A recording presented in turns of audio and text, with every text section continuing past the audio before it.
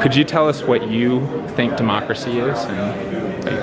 So my belief in democracy is that people have the right to put their opinion or voice their opinion into what goes on in any government or any organization, even in a business. If they have a democracy within the business, it's, what do the people want?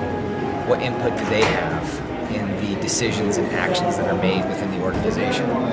So all in all, it's the people's voice. That's what I believe. And how do you feel that affects you in any setting?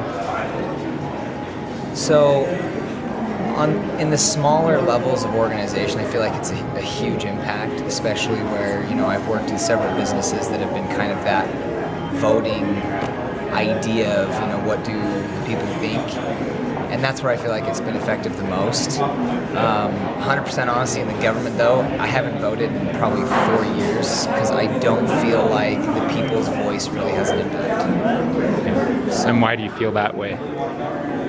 A lot of it, I feel like, is the Electoral College has such an overwhelming influence on the outcome of any decision. Obviously, the most obvious example is the voting of the president, where, the Electoral College is so overwhelming comparative to the popular vote, that it's just kind of, why vote when, this section of the state can just, or that Electoral College can just take over a huge chunk of it. So how do you think you'd fix it if you could fix it? It's a phenomenal question.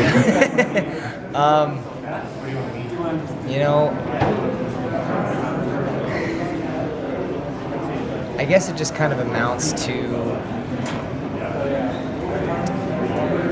if the people felt like the popular vote or the populace was more than the Electoral College, I guess weight it differently. Because I feel like if we took some of the weight off the Electoral College and put more of the weight on the populace vote, so in that way it seemed a little bit more even, where,